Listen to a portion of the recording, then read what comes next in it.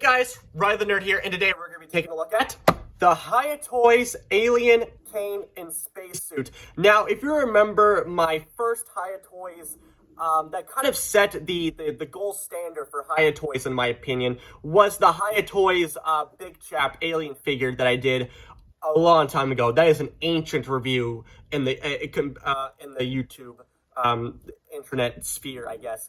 That is an ancient review, and I can't believe that was 2 years ago.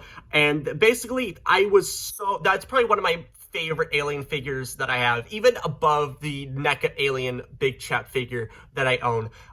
The reason why I like Hiya Toys is because the amount of articulation and detail in a small figure is just insane. It's actually really insane, and I can't wait to buy more Hiya Toys, especially from the Alien line there, because the amount of detail and articulation that these guys have is absolutely, like, amazing. It's so, like, riveting, like, revolutionary in the toy world, honestly. Like, so if you want my full opinion on the Big Chap, and I also did a review on the Hiya Toys Queen Alien as well. If you really want to know, what those figures are like, and if you want to pick them up for yourself, go check out those videos down. Go check out those reviews if you really want to. But yeah, today we're going to be taking a look at Kane. I picked him up at my local GameStop, and I saw him on the shelf, and I immediately had to pick him up because I'm just such a big fan of Hiya Toys. So I really had to get him. And speaking of Hiya Toys, I really do like the box that they use, especially for the Alien figures line. You got a nice backdrop of the Xenomorph there with the egg in the bottom there. You can also see a profile of Kane in his spacesuit, obviously. On the side, you also got a side profile of Kane with the Hiya Toys logo with some Xenomorph eggs down in the bottom there with some stars in the background. Very, very nice. On the bottom here, you also get the movie poster for Alien with Kane in the derelict spaceship, with the egg slightly opening, and it says, with the famous quote, "In space, no one can hear you scream." Fantastic. On the other side here, you also get another side profile of Kane there as well. And then also on the top of each of the box sides, you also get Alien and also the Alien logo on top as well. Very, very nice, but let's stop talking about the box. Let's actually take a look at the actual figure. So here is Kane, and this is a fantastic looking figure.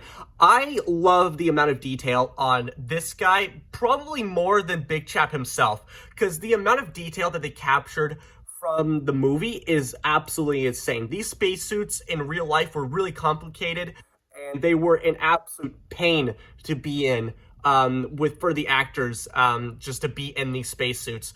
And just taking a look at the actual, detail themselves, is absolutely mind-blowing. So taking a look at the details here, you can also see some of the armor plating that was in the movie as well, and you can also see slight oxidization on the shoulder pads, the chest plate here, and even along the helmet and the oxygen tank as well. They even added some little red knobs, like little valves and everything for the oxygen tank. Even some little buttons there, and you can also see the oxygen containers on the back there as well. And you can also see these just wonderful, pockets everywhere, and just some more, wristbands here. I don't even know what that's supposed to be, and they don't really show it in the movie, but, look at that. That's just there. It's just cool. And you can also see some, these, kind of fishnets going along the arms and the legs here as well. You can also see some pads on his arms there with the strap going on to this little button doodad here. And you can also see some more knee pads there with the shoulder strap going along the leg there. And the amount of the compression of the strap along the fabric and the wrinkles just look fantastic. The shoes as well look really, really nice. They also have a slight oxidization to them as well. And also they're a little bit dirty, like he's actually been walking on some planets and everything like that. Get some debris and everything on there. Very, very nice. Speaking of dirty and roughen up texture, I love how dirty and grainy this looks. It's not like the mustard yellow is very, very not really noticeable because of all the the detail and everything, but just the dry brushing along the wrinkles and the gloves as well just look fantastic. I love it. The helmet is probably one of my favorite parts of the figure. The amount of detail is just absolutely outstanding. The hose as well, connecting to the oxygen tank to his actual helmet there, is very, very nice. You can also see the light on top of his helmet as well, and you can also see his face in there as well, but we'll get to that when we get to that. And you can see some more like knobs and some stuff going along the helmet as well. And also the shoulder pads has these weird like detail going on it. I don't know what it is, but it's just cool. And you can also see straps coming from the chest plate going along his body, connecting to the actual oxygen tank as well. And you can also see some butt pockets is there as well. On the side here, you also got a little holster as well, which he actually can hold one of his accessories, which we'll actually get to that right now, actually. So take a look at the accessories. Of course, in classic Hiya Toys fashion, you always get a base plate. I do love these base plates, but I don't really use them for standing the figures that I have from Hiya Toys, especially in the Aliens line. I don't really use them. I mostly use the stands for the Xenomorph Queen, mostly because that she is such a large figure, and the all the bases that I have on that's like she's standing on is pretty phallic shaped, and I really been wanting to change that, been trying to switch up the panels and everything, but every single time when I switch them up, it just doesn't really look that great. So I'm actually glad that I actually have an extra panel to kind of fill in those gaps along the side there, so I can actually make it not so penis shaped.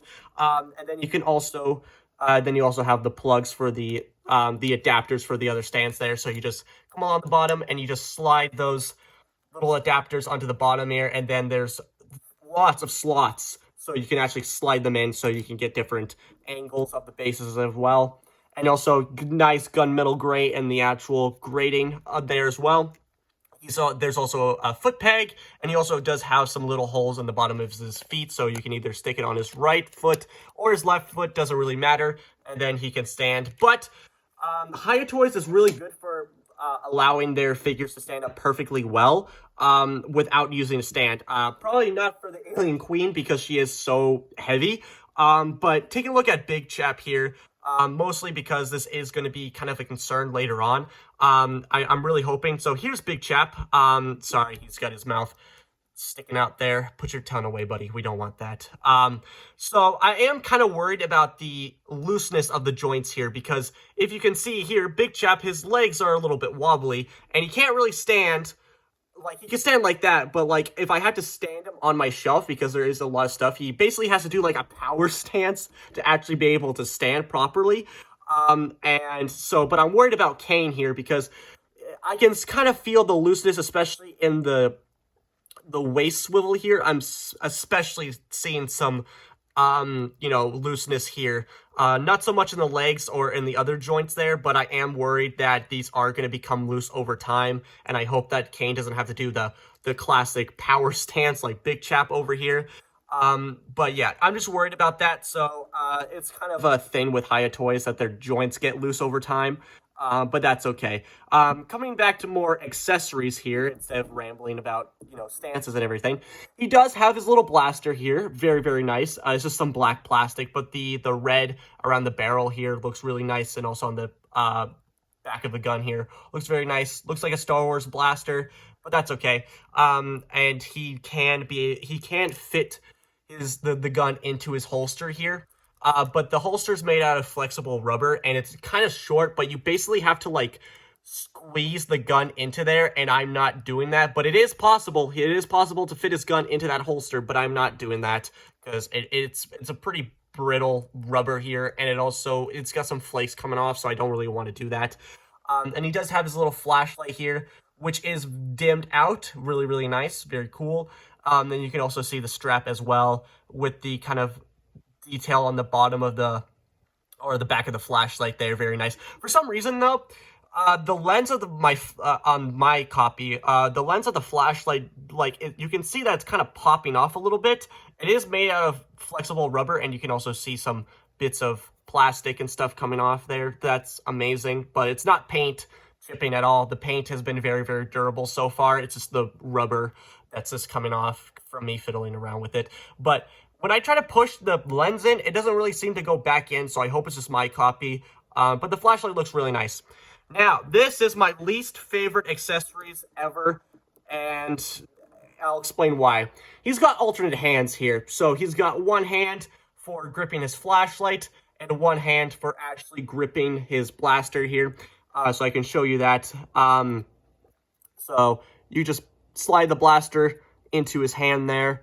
Very, very nice. And then I love how his finger actually rests on his actual trigger there. Usually when figures have blasters and you slide them into their hands are somehow like at the bottom or way too far up where they don't actually touch the trigger. So that's very nice.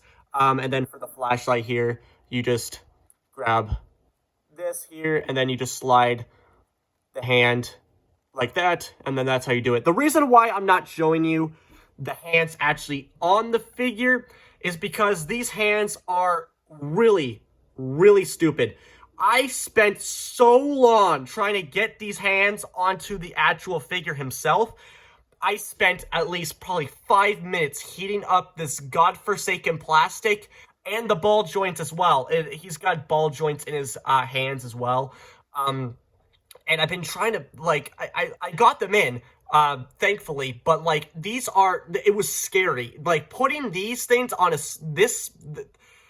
putting these small of hands on a figure this small is scary. It's more scary than seeing my uncle in my closet. That's how scary putting these hands onto him is. It's ridiculous.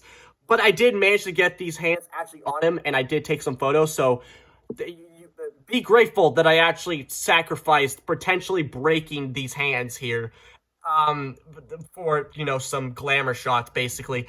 I would have loved to see these hands actually, you know, like rubber, like the type of rubber that his shoulder pads are made of, because it would just made it a lot easier instead of, you know, using the hairdryer technique and then, you know, screwing them in and then pushing them in. I was pushing them in so hard into those sockets that it was actually like making my hands like red and blister a little bit. That's how tough these things are. So I highly recommend not putting these things on, but if you really want to, you can suffer through the pain. I'm not doing that ever again. So let's take a look at the actual articulation of the figure here. For the articulation here, he does have a 360 rotation at the his arms here, so they can also move in and out. The reason why I'm not rotating them 360 degrees, it is possible to rotate the arm completely 360. It's just the shoulder pads. I'm just worried about these things, you know, coming off. I'm not worried about these things bending or anything. I'm just worried that they're gonna get stuck on the hand and like pop off, so I don't want to do that. He does have a bicep swivel as well, and he also does have a limited bend at the elbow here. The reason why I'm not so mad about the limited articulation, especially in the elbows and the legs here, is mostly because of the realistic nature of the actual costumes and the suit that the actors had to wear. They were very, very constricting. They didn't have basically any movement that they could actually do, and it was a pain for them to actually be in those suits. So it's got some realism to it as well. But the reason why I think that they didn't want to go for the, you know, the full range of articulation at the elbows and the knees is mostly because they would have had to extend the arm, and it would have made it like really long and really like weird and disproportionate.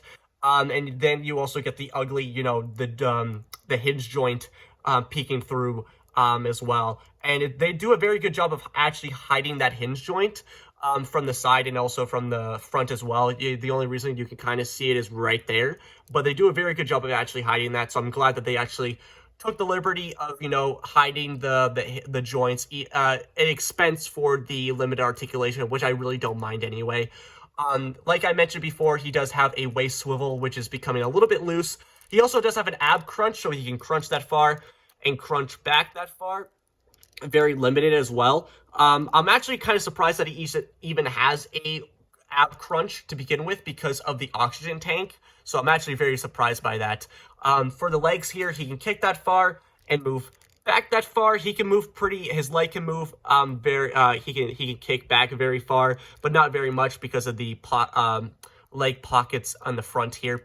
And he does have a swivel, knee swivel as well. So he's got a little thigh swivel, and he also does have a bend of the knee, which is also limited, like I said before. Very, very nice. And also the legs here, well, not the legs, the feet are on a swivel, and they can also pivot as well. And for the hands here, like I mentioned before, they are also on a ball joint, so they can rotate 360 degrees and also move up and down, side to side, you know, classic ball joint standards. For the head here, with his helmet on, he can't really move his head all that much, but you can actually remove this helmet here. Just before I remove the helmet here, this hose, sometimes when I'm moving the helmet, it kind of gets unplugged here. But just to let you know that this hose actually does connect into that little slot on the top of his helmet here. So just be careful when you're articulating his head or taking it off. It almost broke off when I was trying to actually remove the helmet, or just articulating his helmet in general, try to see how the joints move and everything. It did get caught there. And it doesn't really like to plug in all that well as it was before, mostly because I've been removing the helmet and stuff like that. And the hose is made out of flexible rubber as well, so be careful with that. But taking the helmet off, you can see his face in there as well. So you can remove the helmet, this top part here, but this ring bit here can actually come off as well. Do not, I repeat, do not remove the ring like this. Do not slide off the top of his head, because it will cause, you know, damage to his nose and the paint and everything like that. So what I like to do is that you just want to grab his head here. Kind of want to grab his head and kind of twist so you get that ball joint to pop off. And then you just slide his head through that ring there. And then you pop his head back onto his ball joint. So his head, without the helmet, it can rotate 360 degrees as well, and his head can move up that far and move down that far. So very, very nice. And the detail on his head, personally for me, I don't think it looks like John Hurt at all. But I understand why. It looks great nonetheless, even though that it doesn't really look like him all that much. I get why they had to kind of compromise the head sculpt anyway. It's mostly because of the size of this figure. Like, he is very small. Like, he literally fits in the palm of my hand. Like, that's how freaking small he is. So I understand why they didn't have to go full, like, blown detail, hyper detailed John Hurt face on this very tiny figure. But the detail nonetheless looks really, really nice. You even get some like facial hair painted on as well, and also the more kind of cushion around his head there with some more wrinkles and dry brushing going along there as well. And also you can also see some more wrinkles going through the bottom of his neck there. Very, very nice. And to put back the helmet on, like I said, don't slide it on as well, because you're not going to get it there unless you force it, but it's just going to cause paint chipping, and it's going to look really ugly. So just take off his head, and then there are 2 slots coming in there. Then you just want to slide in the helmet, make sure it's in there good so it doesn't wiggle. Then you take his head, make sure it's in the right place, and make sure it's straight, or whichever direction you want him facing when you put back the helmet on, because you can't rotate his head when he has the helmet on, obviously. And then you just put back the helmet on, and then you just connect the hose to the back slot there. And yeah, there he is. There he is in his helmet again. Very, very nice. So there's no articulation when he actually has the helmet on, because they can, you know, slide and slide across his face, and it will cause paint chipping. So don't do that. But other than that, this is a fantastic figure, and I highly recommend it for this figure, especially if you have a Hiya Toy collection, aliens, anything alien related. I highly recommend picking this guy up. He's very small. He'll fit on your shelf very easily. The articulation, despite, you know, the limited joints and the elbows and the knees, very, very good articulation nonetheless, and the fact that you can actually take off his helmet, and just the detail itself for a figure this small is fantastic. Absolutely love it. And he does scale really, really nicely with Big Chap as well. Like, you can see how big he is compared to Kane. So very, very nice. I love this figure so much. So that's going to do it for me, guys. I really hope you enjoy this video. Like, comment, subscribe. I don't care what you do, but you guys know what time it is. So, bye, guys.